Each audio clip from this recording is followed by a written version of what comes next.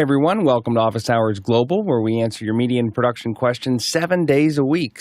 Joining us this morning to help kick off the show is Office Hours OG and big part of our community, Jim Hankins. For those who don't know Jim, he's a U.S. Army combat veteran turned tech entrepreneur, and most of us know him as the founder of and CEO of Cloud Bedrock, which builds online reliable infrastructure, web hosting. But today we're talking CribOps, letting us manage webhooks, keeping different systems in sync without constant human input in, as I understand it, real time and without a single line of code. That's kind of exciting. Welcome, Jim. Good morning.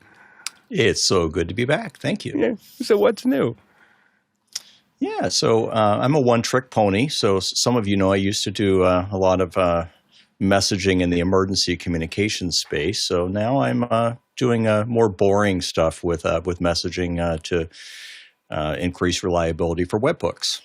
So webhooks are used for things like sending messages between marketing automation systems, or really just callbacks, and we're just improving the reliability of that. And so what is, I guess, what's the innovation? What is the challenge that we're getting over the ridge on as far as that goes? Yeah, so webhooks are often kind of configured in a fire and forget scenario, and most of the time they work. But the importance of the message could be things like order fulfillment or e-commerce, and occasionally those things don't get delivered. And the sending party usually is kind of oblivious as to what's expected other than just throwing the message over the fence. So what we do is we sit in between whoever the sender is and your infrastructure, and we reliably receive that message. We enqueue it durably in a queue, and then your system uses our software to consume the message and only remove it out of the queue when it's been properly processed. So, essentially you're increasing the reliability of the confirmation of the delivery of the message, and also we're there as a buffer. For example, if you have a stampeding herd of traffic, you've sold something and it's gone wild and viral, and all these orders are coming in. We're there as a buffer to hold those messages until your system catches up. So we're not just firing into the dark anymore. There's a little bit of a validation cycle. Yeah. Yep. Exactly. And the reason why I decided to kind of get into it is there has been kind of an increase in people trying to leverage webhooks of late, especially in this kind of no-code, low-code world, where people are trying to do things like one popular package is N8N. Where oftentimes people will self-host those things. And they don't know any better, and they fire those things up and open up a port on the firewall and, swing open the "we're open for business" sign on their door, and then realize there's problems as traffic actually starts to increase, and things get dropped and customers get mad. So we decided to put an easy button on it for that. And you come from that background of designing systems for emergency services and more critical situations. And for us, when you talk about a live production, that's as critical of a situation as can be, because everybody's walking a tightrope. Everything needs to be real time, validated. It's not something that we can hope. Alex says a lot, hope is not a strategy. So we need the validation. That's right. That's right. Yep.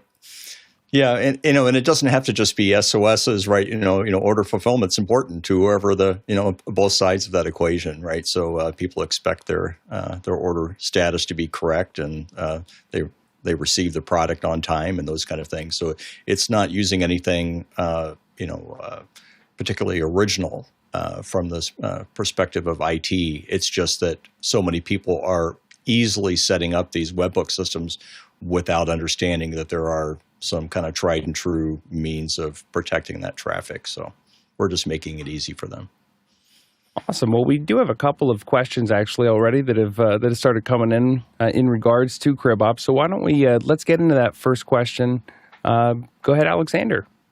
Yes, this first one is from Leland Best in Corona. For AV teams relying on platforms like N8N for workflow automation, how does CribOps enhance the efficiency and reliability of webhook-based integrations with such tools? Right. So for AV, it depends. So oftentimes when you think of AV, you're thinking of instantaneous, low latency control surface things. And that is at the moment not what we're offering. We're offering more what we would refer to as asynchronous handling. So things that are not in live communication with a customer. So we're doing batch jobs and notifications after the fact. I'd love to kind of brainstorm and understand what type of asynchronous jobs this world does on a regular basis. It's probably more on the lines of things like I know, Alex, you use Airtable, for example, for some type of planning. So we could be sitting in the middle of some type of a stream of information that in turn populates a Airtable, and we want to make sure that we don't overrun the Airtable's API requests to get the data in there. So things like that. I got a question about that, actually. One of the things that we definitely get into is we get really, really heavy flows. When you say asynchronous, how asynchronous is that connection? So it could be days, right. If you want. So but how short can that? When you say asynchronous, how short is the time span? Like what is the latency? It could be seconds. So it's not something that So it's not something you'd want to have as part of like a chat or things like that. This is more job status notifications that you're then having to go and process. Yeah. Right. Yeah, because it's one of those things that, like, for instance, on the larger events that we use Makana, I mean, and so far it's been fine, but we see a place in the future where, we are doing events with 60,000 people, and seconds doesn't matter. like it's for what we're doing. It is it's something that, and again, so far it hasn't been a scalable issue. We had the opportunity because of the way that Facebook used to work is to test against very, very large events, and so we were able to manage that, but I think that for a lot of folks, dealing with high volume as well as being able to kind of set it all there and then feed it in at a level. And how does CribOps manage that? Yeah. So in a webhook scenario, the webhook comes in, it hits a load balancer. We take that message and convert it into a queued message. Currently, we're all on AWS for the backend infrastructure. So we're using SQS. That's one of the oldest products that Amazon had. It was actually before they had the coin AWS, and I was one of the early users of that before AWS was around in that kind of emergency response world. But we take that message, then we deliver the customer software that consumes from that queue. That software also has a durable jobs processor. So it's pulling the messages out of the queue, putting it into a database, and then spoon feeding it wherever it needs to go. And then in order to scale the number of messages, volume-wise, you can just run more instances of CribOps, and it will automatically share that load and competing consumer and feed the information into wherever it needs to go, whether that's on premise or cloud. It doesn't really matter. And what do you see the biggest industries that this will impact? Right. So certainly there's a tremendous amount of demand right now in the AI automation, where people are doing jobs where they're doing content enrichment. They're doing the work for other customers. So it could be like an outbound email personalization where they're using AI to enrich that data. It's costly to run those workflows in the cloud. The automation providers will charge per workflow or task. And then you're making calls to the LLM providers, and there's cost associated with that. So some of them are running those on premise. So they're using local LLMs, they're using their own compute, and they're processing the messages there. So it's quite a bit in the marketing automation space is where there's a lot. That's really interesting. So instead of using ChatGPT and making it work, they have whatever computers that they need to use to run those LLMs. And then they're simply they want to personalize every email that goes out, and how fast it goes out doesn't really matter. Like it, I mean, it matters within, like, it has to go out sometime in the next 3 or 4 hours, but it doesn't have to go out instantly. Exactly. Yep. And then we'll also be like part of a complete breakfast of a flow like that. So we'll take the message, we'll enrich it. We might send it directly from that infrastructure out via SMS or email, and then we might call back to a CRM to update a status, tag the customer that that message has been sent, those kinds of things. So it's usually part of a number of hops. And in those hops, some of them might be in the cloud, some of them might be on-prem, so that your system is managing that through that process and allowing you to use both of them at whatever makes the most sense. That's right. Yep. And if I could follow up on Alex's question, just thinking of some of the products that in the space of like NAA, Zapier, et cetera, where does this fall in just for those? Because I'm like, oh, I'm happy I came today. Yeah, it's in between, because most of those systems all have the ability to both send and receive webhooks. And so, it's any handoff point from any piece of software that supports that. We're essentially receiving the webhook, passing it off to some automation technology, which in turn can talk to anything else, whether that's webhooks or talking straight to queues or inserting things in the databases, et cetera. Yeah. So it would be in addition to or a part of that suite, or does it replace? Because now I'm not going to dive into this.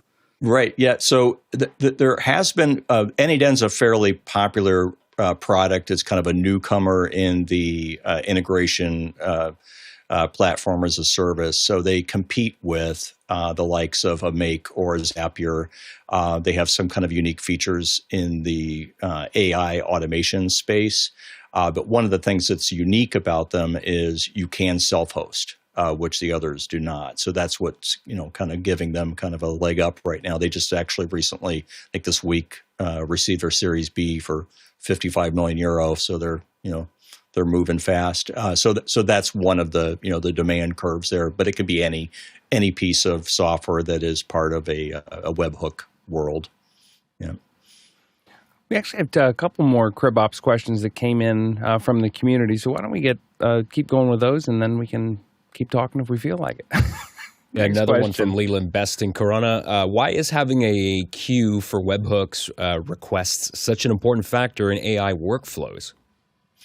Yeah, if you think about it from like a single point of failure scenario, if you're self-hosting, whether you're hosting it in the cloud or you're hosting it on-prem, if you have a single instance, you have to start counting where are all the failure points. It could be the operating system itself. It could be the network. It could be a geographic issue with the location.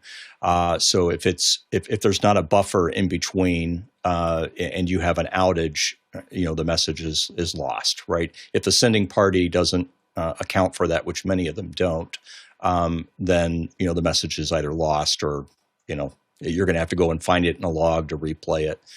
With a queue, we can store that message up to 14 days durably. It's stored in 2 different availability zones at minimum when it's accepted. So it's resilient. And then if you have a momentary outage where maybe your internet connection goes out for a few minutes, when you fire back up, you continue to process the message. Yeah. Next question. Another one here from Leland Best. With the increasing adoption of on-premise AI solutions in the AV industry, how does CribOps facilitate seamless integration without the need to open firewall ports or establish VPNs? Yeah, so if you do not need on your integration platform real-time access, so you're not embedding like a chat or some type of interface in that respect, and the only purpose of your integration is to process these jobs, you don't need to open up a firewall port, because CribOps is actually making an outbound request to the queue to pull those messages in. So it's you have a little bit of less technical wrenches you have to turn in order to get something spun up. Yeah, it was interesting. I think a lot of times for the AV industry, when I think what Leland's probably pointing to is a lot of folks are training a lot of the data on their own content. So they're taking their own content, they're training it on there, and that's when it gets on-prem LLMs is partially because they don't want to pay for it, partially because they want to, if you're a big movie company and you're going to be, whether the actors like it or not, a lot of training's happening right now to kind of figure those things out.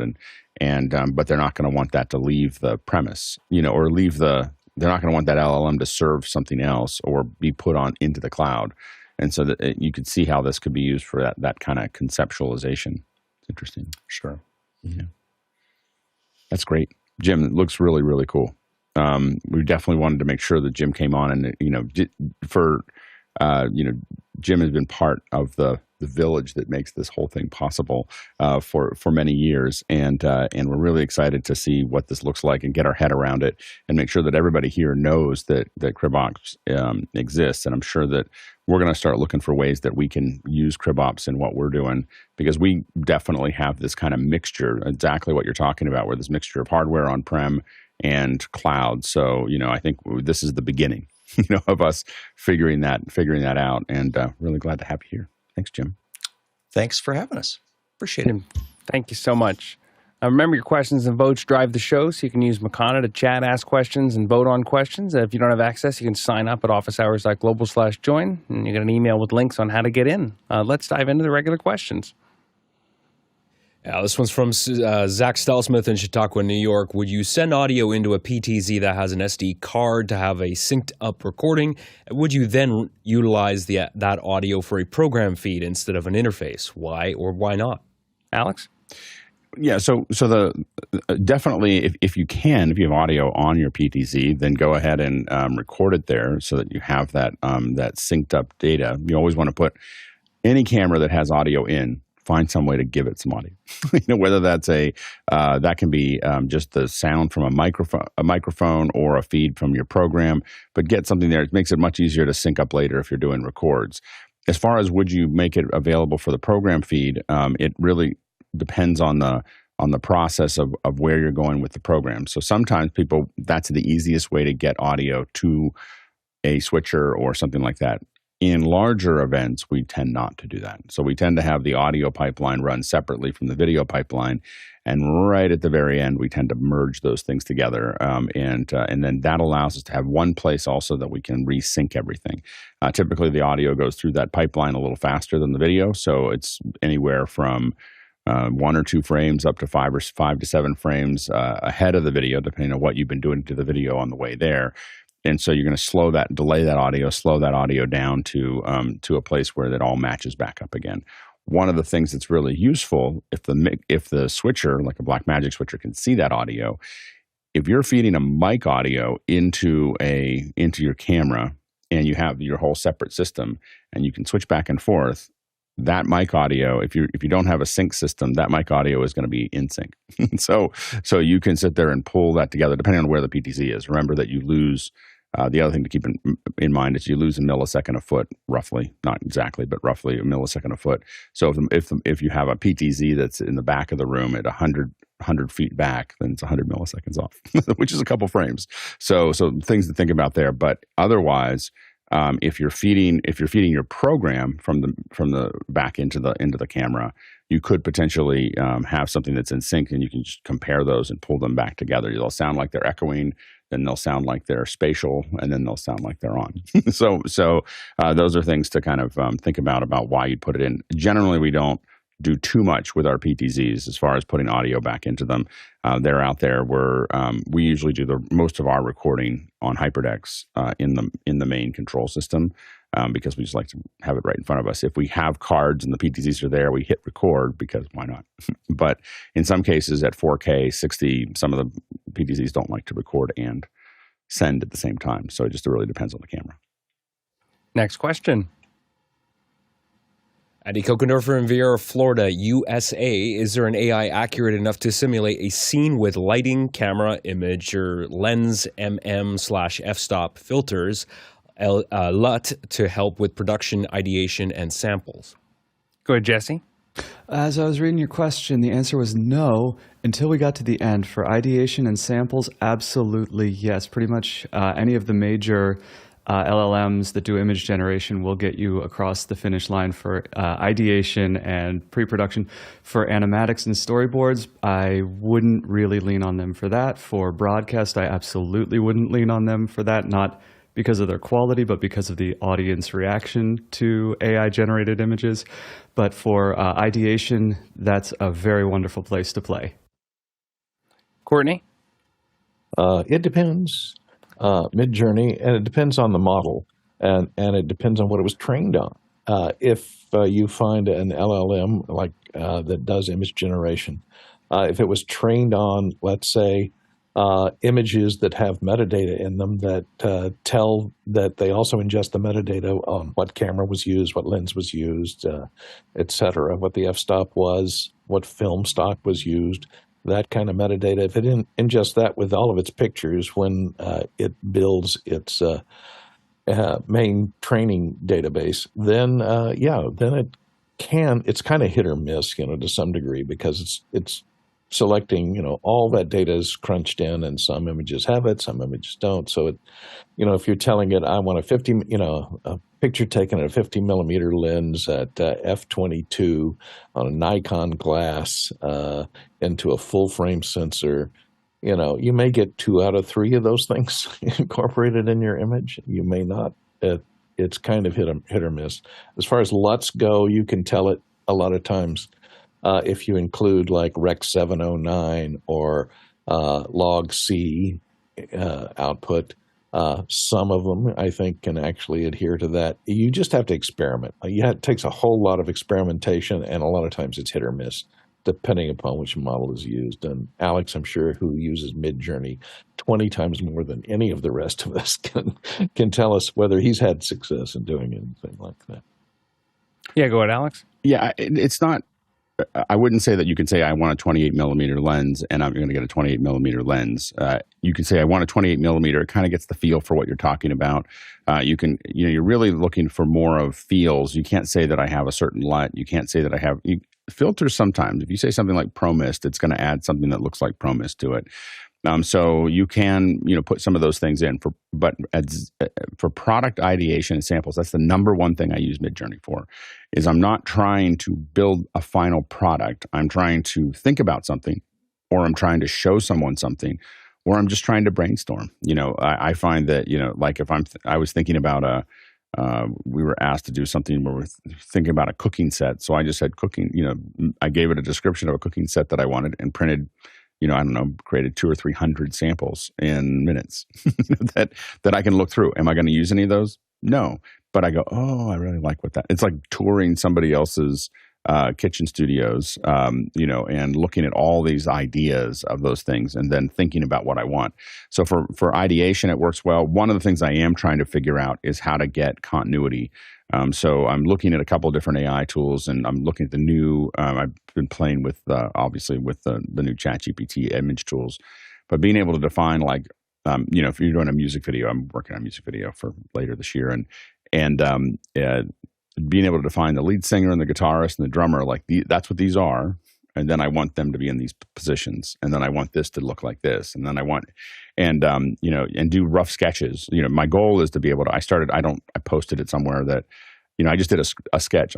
Really ugly sketch of some green, some blue, some green, some like just chicken scratches, and said, turn this into an image, and it was done. Like it was, and it was a pretty frightening thing that I did last night with that. And I'll see if I can find it while everybody's talking. I'll show you. Go ahead, Liberty. Yeah, and as Alex mentioned and Jesse said before, earlier this week, and I'll drop the link in the Mukana chat, ChatGPT 4.0 image generation. So where we look at where that was a year ago, and now with this new model and this update, you can use like the context around how you're prompting and what you're saying and the detail as well. I really like the fact that they're getting better at text. But so as Jesse said, it's not there for storyboarding, but it is is much better than it was. So just kind of keeping an eye out on that. Like 6 months to a year, I'm saying, okay, we're definitely like even the lighting aspect in some of these images is much better, because that's one of the things that you can tell in an AI generated art is that you'll look at it and like the reflections are off, but it is moving along. But for ideation, yes, this helps you get started, save some of that brain fatigue or decision fatigue, and then go from there. And if you're talking about how do I prompt a large language model to get a specific look, instead of thinking in very technical terms like this is the focal length of my lens, and this is what the f-stop of my lens is, and this is the filter that I have on, and this is the LUT that I'm going to apply later, think about how it's making you feel. Instead of saying I have a wide aperture, say I have a strong bokeh in the background. Instead of saying I have a specific filter, say how you want that image to look and feel. I have not this many millimeter lens. I have a wide angle lens. When you talk about things in the context of how they feel, then the LLMs tend to do a better job of getting to where you're going. Go ahead, Alex.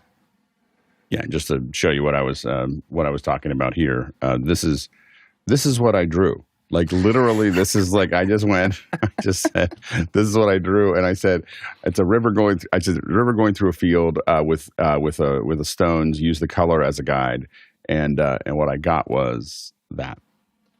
Wow. Like yeah, like that's like just to kind of put in perspective of what we're getting to, and the reason that this is kind of my litmus test all the time of can I just chicken scratch out an idea and then get a visual out of that. And the goal is that, over time, I think we're going to be able to define more where we kind of just draw something quickly and say, okay, now give me this, now give me this. And the goal is to really not so much, again, produce something that we're going to deliver to somebody, but really for concept drawings and for the idea, like this is what I'm thinking of.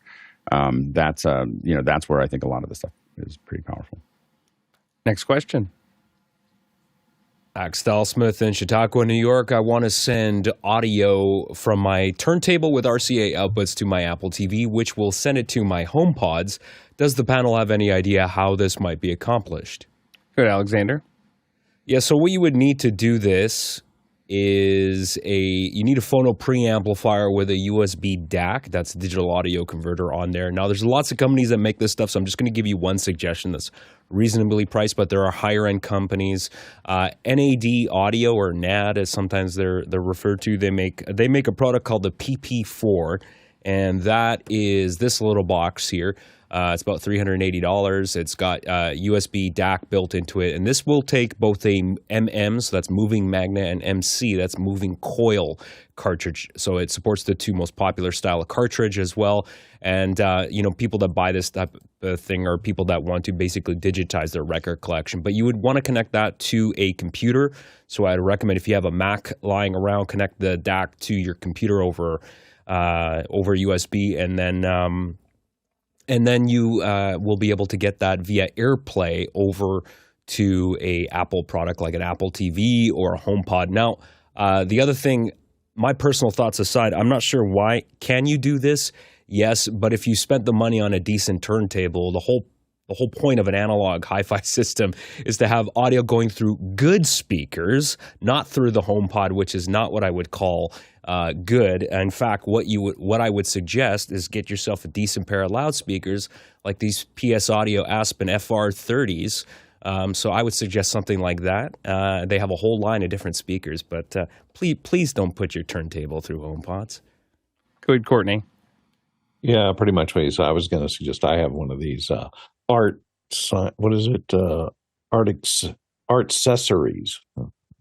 Yes, a portmanteau of words. That has a design for moving coil magnetic inputs from a turntable, which is very low. You have to have a pretty good preamp in there because it requires a lot of amplification. And also remember to connect the ground wire, a separate wire, if it has a grounding terminal on your output of your turntable. Ground this so that they share a common ground. Otherwise, you may have a lot of hum because there's a whole lot of amplification that goes on in these turntable preamps. This particular one has a lot of nice controls on it. It has line inputs. It also has optical inputs, optical outputs, so that you can connect via Toslink out to a amplifier somewhere if you have a better amplifier than your HomePods. It also has a USB out, so you'd have to have a USB-B to USB-C connector to connect it up to your MacBook or to your iPhone. Anything that can accept a USB audio stereo input, you can connect it. That's an Apple product. Then just AirPlay it directly to the HomePods. You don't really need the Apple TV. You can just AirPlay directly to the HomePods. If you go through the Apple TV, you'll have to AirPlay to the Apple TV and then AirPlay from the Apple TV to the HomePods. Just leave the Apple TV out of it if you're just sending audio. Go ahead, Alex.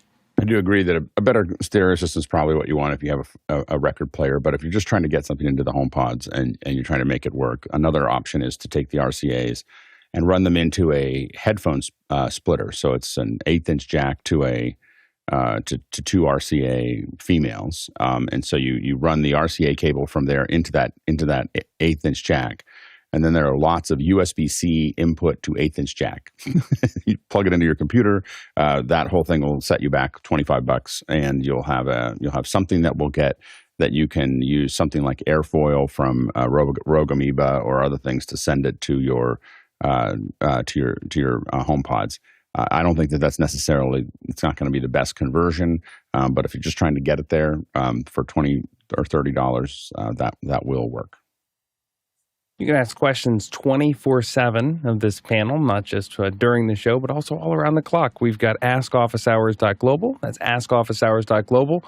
And all you need to do is scan that QR code, type in your question, put in your name, and we'll work it in over the next few shows. And that's open to all, no login or sign up. Next question. From Paul Valhus in Austin, Texas. In the Shure MOTIV Mix app, what is the function of the MOTIV Mix virtual input and main and the monitor? Go ahead, Alexander.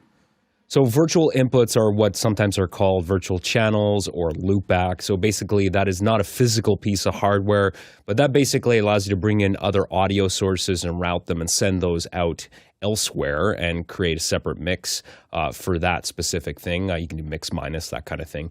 The main mix is what goes out to your main, that's your main master bus, essentially. That's what's actually going out, what will be heard on the other end. And the monitor channel would be the actual channel that you're going to be listening back to. And Shure's been really pushing hard in the creator space as far as microphones go. So what the MOTIV Mix app can do, if you have a multiple person podcast and you don't have a mixer, like a physical mixer and analog connections before they're digitized in the computer, you can plug several USB Shure microphones into the computer, open MOTIV Mix, and now you have a mixer where you can control all of those inputs and then send one audio signal to a recorder or to a Zoom or something like that. So it's another way to kind of do lightweight production, and it's a new app, but it's been pretty fun to play with. Next question. Roland Booth in Jamaica. Has anyone used OMNI Stream? What are your thoughts? Alex? It looks pretty interesting. I not used it.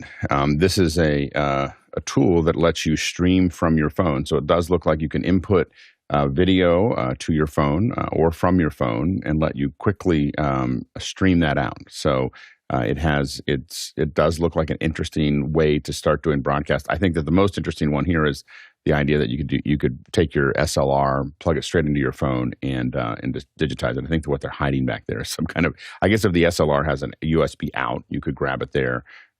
It also streams out to something that is, this is an in-between. So you're streaming it to something on the web, and then you're able to add graphics. And again, I'm just looking through what they're having here and being able to stream it out. So I think that what they've done is said, hey, you got a phone, you got a camera, whether you're using your phone or a camera that you're inputting, we've got all the tools to let you add a couple of graphics and some lower thirds and pump it out to the rest of the world. Definitely feels like something we should test. So haven't played with it yet, but we probably will play with it over the next couple weeks. Next question.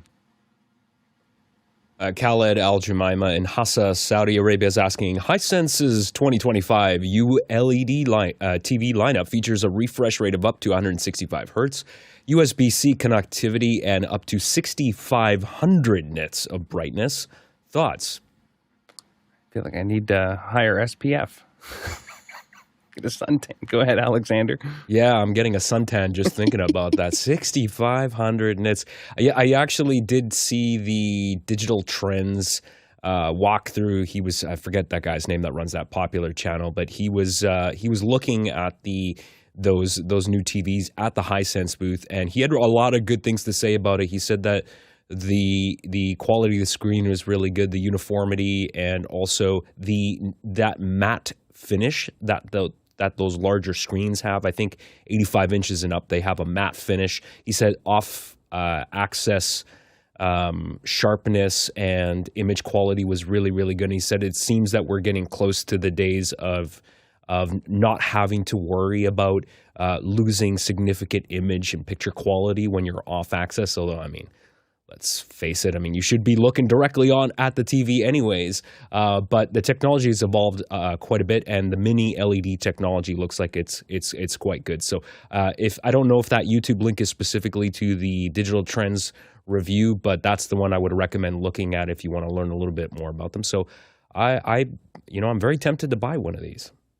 Alex? Yeah, the 6,500 nits seems like a lot, but just remember that we've done measurements in like an alleyway, and you measure the wall there that doesn't look particularly bright, and it's like 9,000 nits. So when you think about bright things, people think about it that way because we're used to our monitors being very dark. And we're not making generally the whole screen that bright. You're making highlights that bright. So you're creating a lot of space there for more detail and other things to kind of be in that space. The closer you get to the real world is the more you're going to get something that feels more real. And, things like Dolby Atmos, or not Dolby Atmos, but Vision. Basically what happens is a lot of the stuff is mastered at 1,000 nits, and then using metadata can stretch up to, I believe, 10,000 nits. But most people don't go over 4,000. So 5,000 is a big step forward. I will say that if you get the only thing I'll warn you about is that I've had the opportunity to work on 4,000 nit monitors, not 5,000 nit monitors. You get kind of used to them, and then everything else looks really dank really quickly. And it's really a problem that you have. It takes a little while for your eyes to get used to how bad our monitors are. So you get used to something that's really bright. We did a demo with Dolby years ago, and or they were doing the demo. I was just in the room, and so they went from here's your regular 100 nits to 1,000 nits. And so then we're sitting there working on 1,000 nits for a while, and they said, "Oh, let's turn this monitor on," and it's 4,000 nits, and all the 1,000 nit ones suddenly looked like dark. They just looked very, very flat. And suddenly you saw something that looked vibrant and as close to real as that I've seen on a monitor. And so I think that, but it really isn't. It's a little bit overboard. People who haven't seen 4,000 nits or 6,000 nits or whatever will say, "Oh, it's going to burn your eyes out," but it doesn't really. It's not really that. It is a. Now the problem you get into is when you have a small monitor in a dark area.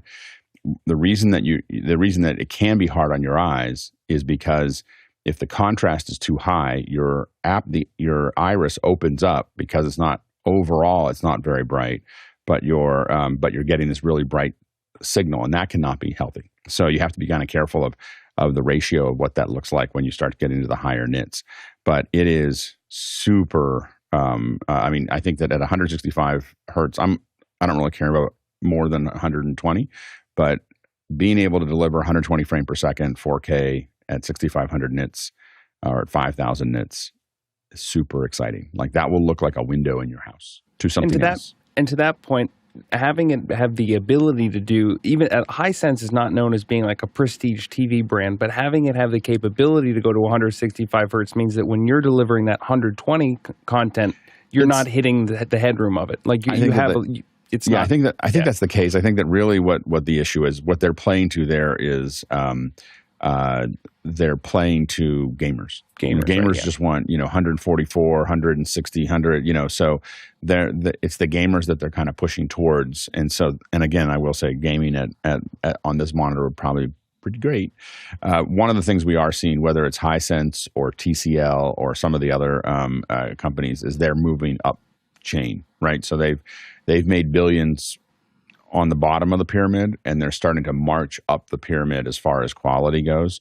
And so that this is a way for Hisense to reform the brand, and by saying this is what you see a lot of lower end companies do when they want to tell people we're now going to do something different, is that they'll take this kind of, we did all this little stuff, but now here's something that is better than everybody else's.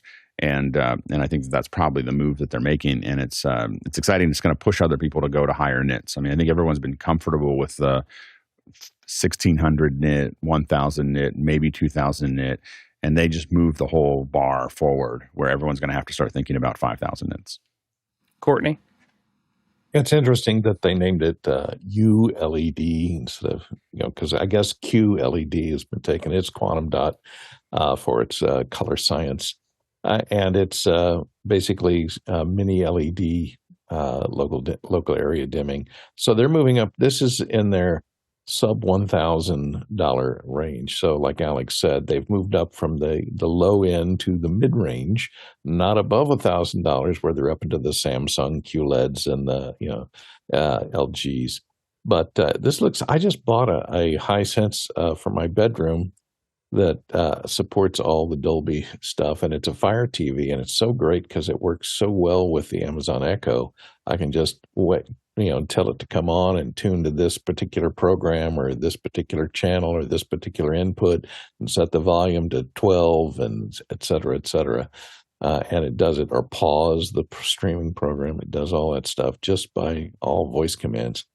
The U7 series of this particular line of the 2025 is designed for gamers, as was said, but it also has a thing called Game Boost, where it can go to 288 hertz, and it supports VBR, ALLM, Dolby Vision Gaming, and FreeSync Premium Pro, which are all gaming modes that increase the speed and twitchiness of the TV for high responsive and a little less processing, so low latency and high refresh rate. Alex? One of the things that's really interesting is we've noticed that just about all the 8K TVs are gone. We don't see 8K anymore. That was a high pressure from the Japanese around the Olympics, and they really felt like that they were going to be able to launch 8K, and 8K just didn't. The problem really was acquisition tools weren't there. So it didn't matter whether there was almost nobody shooting 8K, and there was the ability to stream it or deliver it was very, very low. And so all you said is, we can scale up to 8K. And so, and most people couldn't see it. So what has happened is that everyone's kind of retrenched into 4K, which is less expensive because of all the technology. It's a fairly mature scale, and they're now moving towards brightness, towards performance, towards size. Those are all things that are happening because they're not trying to pack more pixels into it. We may see 8K come back. I doubt it. What I will say is that this puts an enormous amount of pressure on the theatrical releases and so on and so forth, because when people start having they again spending less than $2,000 on an 85-inch screen TV that's 5,000 nits and 4K, that gets super complicated because it's actually a better screen than you're probably going to see in most average cinemaplexes. So that's the real challenge for the industry right now.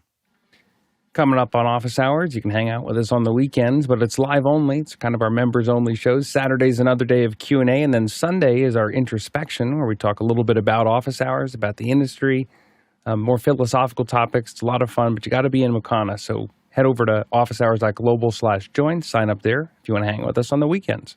Next question. This one's from the QR code. Trey Douglas in Nashville. I'm using a Blackmagic ATEM Streaming Bridge in our production environment, and I need my client to send an SRT feed via OBS remotely. Could you provide specific guidance on the correct settings required to make this work? Thanks. Alex? Yeah, I think it would depend on a couple different things there. Now, when you say OBS remotely, is it in the cloud or is it on-prem for you? Is it and then what other signals are you working with? Is there are they just doing a straight feed to you, or is there any kind of interactivity going on? So if you can kind of reframe that a little bit, I think we might be able to answer more questions. But I don't know if we can tell you right out of the gate what plug these numbers in and make it work. But let us know a little bit more about how you're using it, and we'll see if we can't find an answer for you. Next question. Kyle Mesta in Philadelphia is asking remote control software recommendations, Splashtop versus ZohoAssist, looking for the best value solution and a solution that does not require a streamer download on the controller computer. Alex? Not a streamer download on the controller computer. So like Splashtop has a streamer app. If I'm trying to remote control someone else's machine, I need to have almost like an Apple Remote Desktop to where I have a client that's dialing into the other end. So I guess we're looking for a web controller, which I think Splashtop has a web controller. The question really is, are you looking for something just to do remote support help, or are you looking for something that has color fidelity and low latency so that you're going to do some sort of post task? I'm a little unclear on exactly what it's an it depends question. Yeah, I mean, I think that there's and again, also is how did you get to those two? So between the two, I'd probably pick Splashtop. Desk Anywhere is another one that some of us use. But when you start getting into like, I want to control my devices, a lot of people are using Teradici and Parsec. And so there's some things that are a little bit deeper as you start to go down that path. But a question is, again, like the last one, how are you using it? And if it's on the client computer, you're almost always going to need some sort of app running in order to stream from that computer. If you want something that's just over a protocol, you might look into something like a VNC controller that's using that, but then you're going to need to manage the VPN and how you're getting across the internet all on your own. Next question.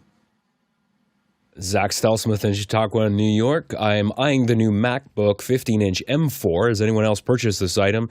And are there pros and cons that you've noticed? Alex?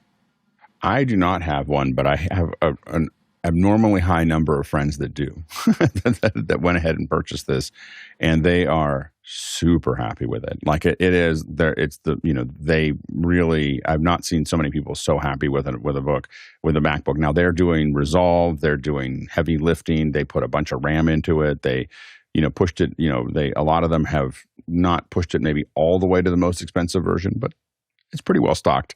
If you're not going to go all the way down that path, but they just said this, the render speeds and everything else are really amazing. I will say that even for me on some of the smaller M4s that I've been testing, RAM is still an issue. So I've been running out of RAM and some After Effects stuff that I've been working on. So definitely consider how much RAM you need to put into one of these boxes. The big thing is if you're doing light work, the question is, are the USB your USB availability? So I tend to want to connect my camera and my audio directly to the computer. I don't want to go through any kind of hub or bridge or anything else. So that takes up two inputs. And so if I have an Air, that's it. So if I want anything else, I need to have more inputs. And so that pushes us to. I have the smaller Mac, the M4 that we're using for web stuff, and I went ahead and got the Pro because I needed to make sure that we had all the ports. So it just really depends on what you need to use it for. Yeah, I was doing some rendering in motion this week, and one day I was working in this room on an M1 Max Mac Studio, 128 gigs of RAM. Like at the time, it was the beefy machine, and then I did a head-to-head because later I needed to do it away, and I have the M3, the one in the middle, but it was the M3 Max that had a lot of the graphics performance. And the M3 Max, same amount of RAM, was rendering out my files faster than my M1 Max, like with the beefy machine here. So, and the M4 has only gotten better. So it's pretty amazing what they're doing with Apple Silicon. Next question. Harold Williams in Portsmouth is asking, I would like to create an adaptive HLS stream with 3 or 4 different bit rates. If the activity monitor shows high usage on one Mac Mini, can I use a distributed workflow across 3 Mac Minis with each one handling a different encode? Alex? You can, but I'd be very careful about doing it. Here's the problem is that you're not going to, we tend to always want to keep those ladders on the same computer. And the reason for that is that it keeps them in sync with each other so that you can shift gears here. The problem you get into is unless you can output lock all of those different encoders, you get into a situation where those streams aren't going to be in sync with each other. So the whole idea about having those multiple ladders is that you can seamlessly jump from one resolution to another, and it's just grabbing onto the next segment, and the segments are all coming in at the same time. And so they're all lined up, and they're all coming in, and it can simply jump to a lower resolution or a higher resolution. If they're out of sync, you're going to see a pause. You're going to see a little spin as it tries to get to where it needs to go, or you're going to see things shifting back and forth related to that. And so it is. I'm not saying you couldn't, because you're just delivering from an HLS perspective. You're just delivering files, up there. So you could have 3 computers doing that. But I definitely wouldn't. The manifest says this is where they are, and you're putting things there. It's going to find them. But so it's not that it's impossible, but it will jump all over in time and everything else. It will not be a good experience especially if you have Mac Minis doing it.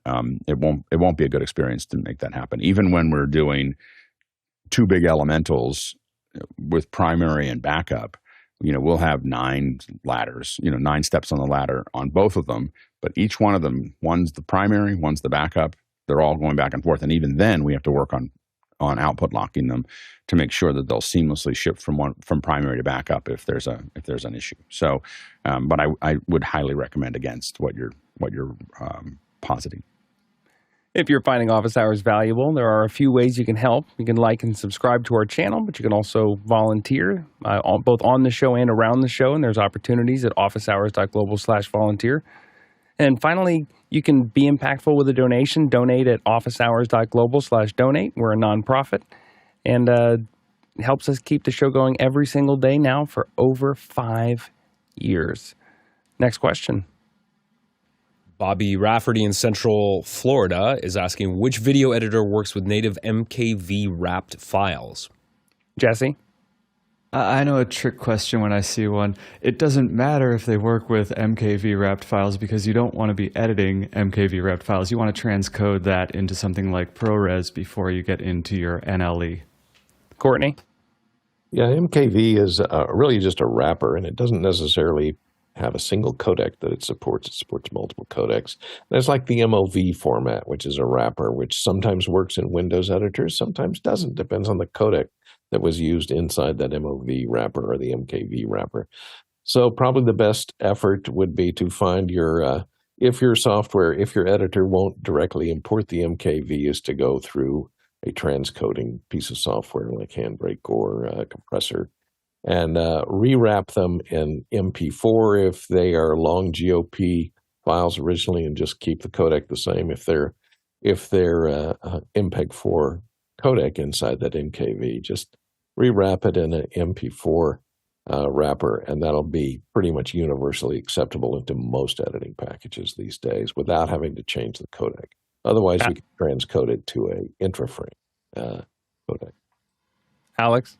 Yeah, we would almost always, if someone sent me an MKV, I'd figure out how to put it into a larger container. So not an adjacent container. You don't want to recompress it into something that's the same size. You want to go into a larger container. For me, that would be most likely an Apple ProRes file. So I would take all these MKVs and turn them into Apple ProRes.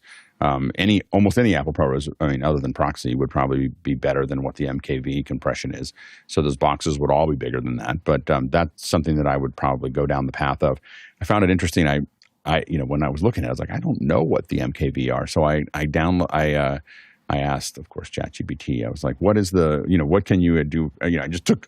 Sometimes to figure out where to answer a question, I will just take your question and put it into ChatGPT and just go, okay, what does ChatGPT say? Now, I'm not giving you that answer because it's me just referencing things, and then I go jump on the web. If you see me, if you ever cut to a thing, you see me going back and forth like this, it means I'm sitting there researching your question and figuring it out.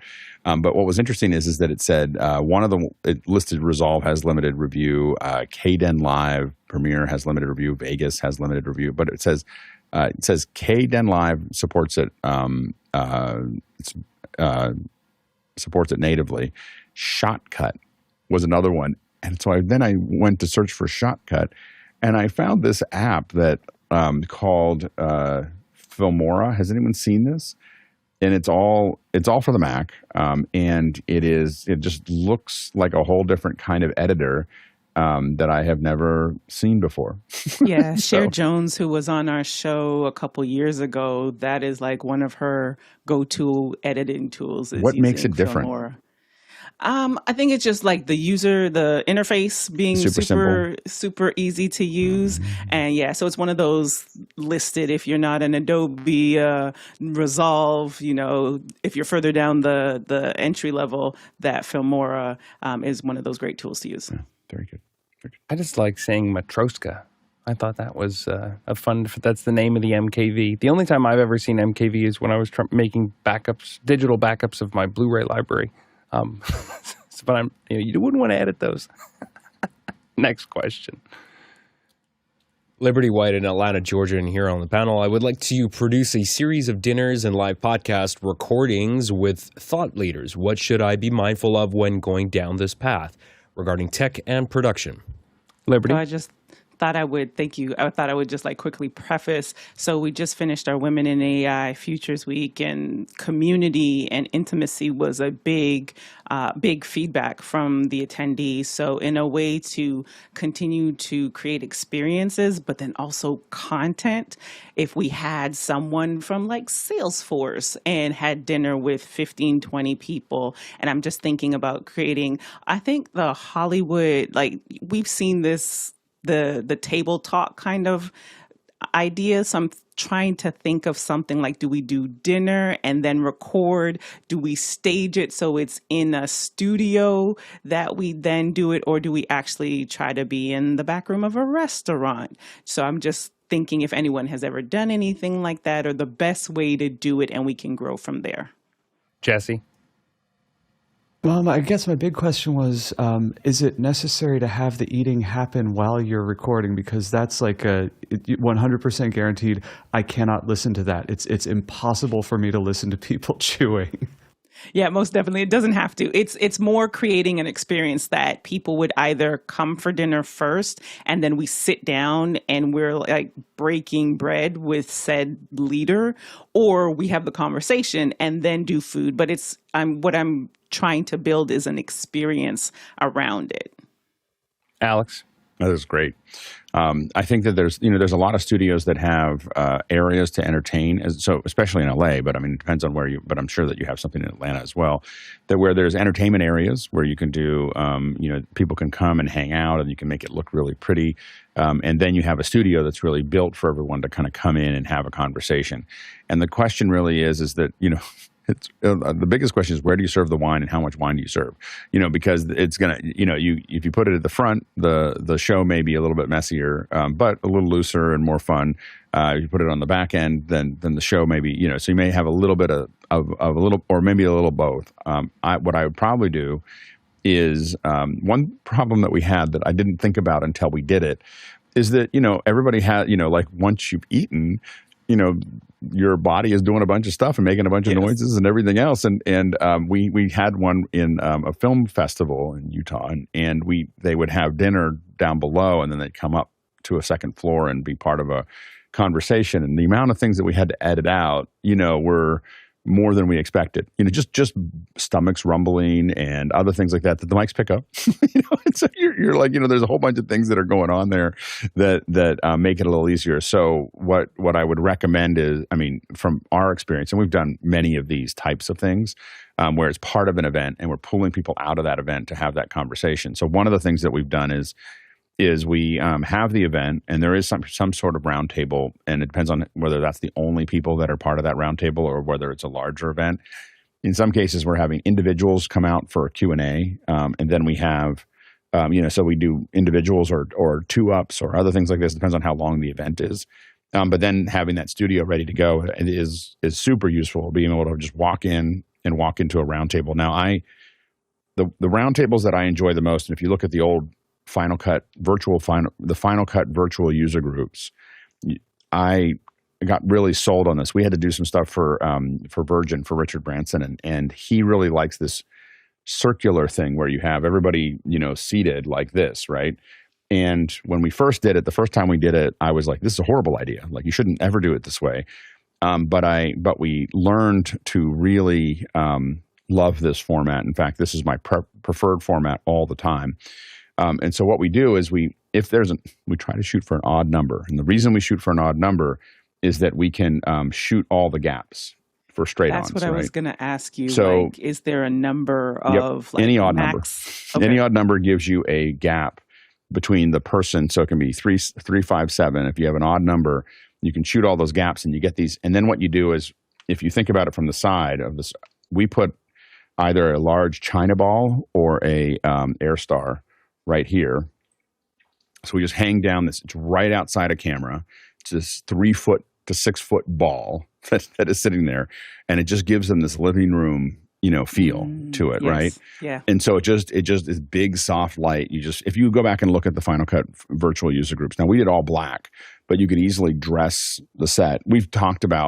For many years, we've talked about the opportunity of hiding the cameras, especially like PTZs. Today I would probably do this with FR7s and hide the cameras and build a set that was all the way around. But you could definitely put it into a hotel room, and we dropped it to black so that you wouldn't see any of the cameras. And then the thing that we started working on that we just didn't get done was putting a arm that had another camera here that was on a slow motor that would just spin around the table, Yes. just really, really slowly. And so when you cut to it at any point in time, you just see everybody. You're just kind of going around everybody, and, Right. and you don't have to have anyone operate it. It's just so it just kind of comes down like this and goes down like this and has a camera. And we've used these arms in the past for other things.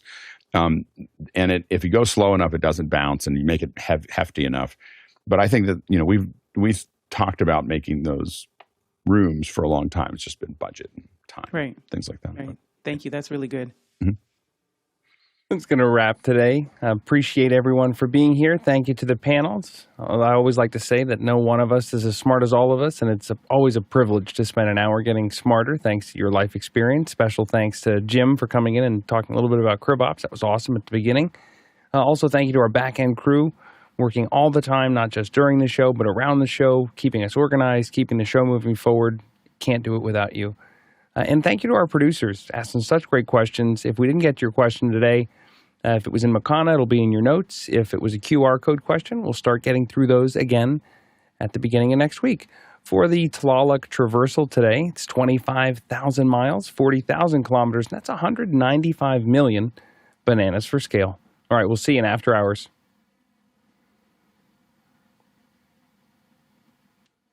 my gears are turning, Jim. I got to think about it a little bit more.